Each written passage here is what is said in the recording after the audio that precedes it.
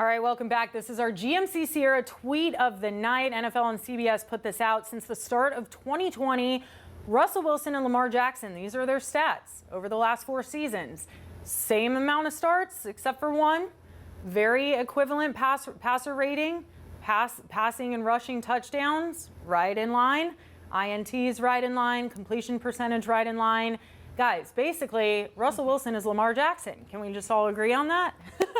That is actually pretty incredible that their stats are almost identical since 2020. Well, and everyone, loves Lamar. I think it looks a little different because he does run a lot and he has those legs. But when you look at those stats, I mean, it's pretty similar to Russ. So. Yeah, those numbers do not lie, and they're not far off from one another there. Yeah, exactly. But sticking with the Steelers here, we do have some callers who called in about the Steelers. So let's hit those phone lines. Josiah from San Antonio. Josiah, what's going on?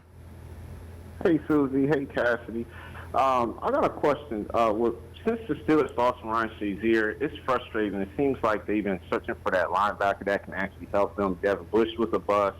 You also have like Miles Jack, who was a bust. And that brings me to Patrick Queen. I was told when he came in that this guy was actually going to make a lot of noise, make big plays. And I know he's been hurt. Battling, I think, a groin injury. But, I mean, what is the deal with Patrick Queen? He is not who he was with Baltimore. I mean, the dude is almost invisible on the field. Yeah, I mean, yes, he hasn't made as many splash plays. But when you look at the defensive unit as a whole, I do think it's kind of tricky for him to make splash plays when you have the front that they have right now in Cam Hayward. They have TJ coming in off the end. They also have Alex Highsmith and Nick Herbig once he gets back. So I think it's just difficult for those middle linebackers to be able to make those splash plays because everybody around them is doing that for them, kind of. I mean, if they get through the up front, if they're stepping back to pass, you have Dante Jackson and Deshaun Elliott also making splash plays. So I think you're right. I think Pat Queen, I think Landon Roberts are pretty quiet right now.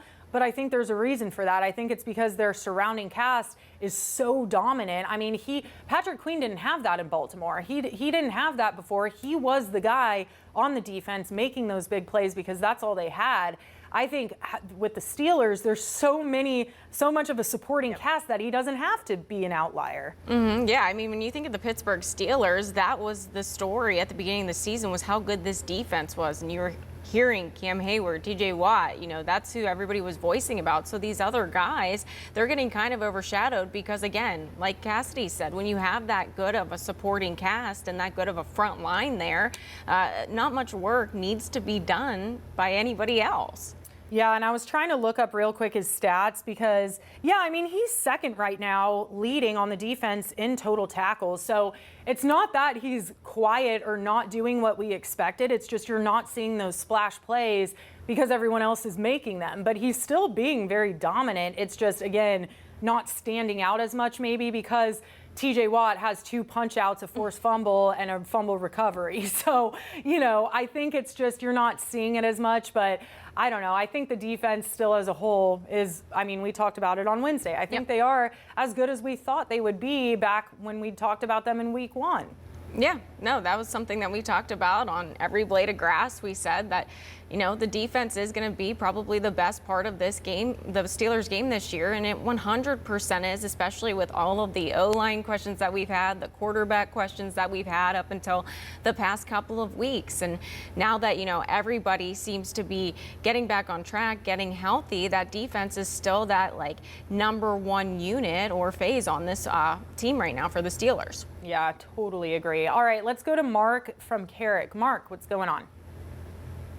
Hi, I was actually on a couple nights ago, and I asked this question. I just wanted to get your take on it. I think the Steelers got cheated with their bye by playing a Monday night game instead of a Sunday game, and I just wanted to get your take on it. Thank you. Yeah, the schedule obviously is all over the place. I will say this, though. I think it kind of evens out because they're playing on Christmas, they're playing the Chiefs on Christmas, their final game, they're hosting the Bengals on November 5th. So really, they're getting kind of a second bye week that week November 5th, January 5th. So they're playing on December 25th and don't play for another 10 days. So I do think it kind of evens out. It will even out later in the year, but I mean, that's the NFL. They play Thursday, Sunday, Monday. At some point, you're going to have a shorter week or maybe, a shorter bye. But I do think the bye at least came out a perfect time. I don't know if you guys remember last year, but that bye week was like week 3, maybe week 4. So the fact that it was deeper into the season, almost exactly halfway through the season, and now coming out of the bye, they're looking at divisional play. So I think, honestly, they got kind of lucky with where the bye was placed this year. I was going to say, I actually like where the bye was placed this year, mostly because it's pretty much halfway throughout this season. You just get Russell Wilson back into the mix. He gets 2 games under his belt. Then there's a little bit of time to rest, reassess what are we going to do with this team moving forward into some really heavy divisional play for this second half. So I actually like where the bye was placed. I get, okay, it comes after Monday Night Football, but then you also have to look at this team. I mean, they had 3 primetime games, one after the other. So it's been a little bit of a crazy schedule, but I don't dislike where the bye week landed. Well, and they got lucky too that it comes right before having to go to Washington and face the Commanders, which, I mean, the Commanders are a team that I don't think anyone could have expected. I mean, Jaden Daniels, we knew he was obviously a high draft pick. He went, 2 overall, but I don't think there's a lot of question marks that come with rookies. And I think with him, no one really expected him to be what he is. And I mean, Washington is just on a streak right now. So I think they got pretty lucky having a bye week before that game. And then after that, they have 4 divisional games. They're playing the Browns twice, and it's boom, boom, boom. So I mean, I really think it's the best case scenario. And like I said, I think it evens out anyway, because at the end of the season, they have 10 days between that Christmas Day game and then their final game of the season. So it all evens out. But we are going to head to break again. Remember to give us a call, 412-575-2600, and we'll talk to you guys right after this.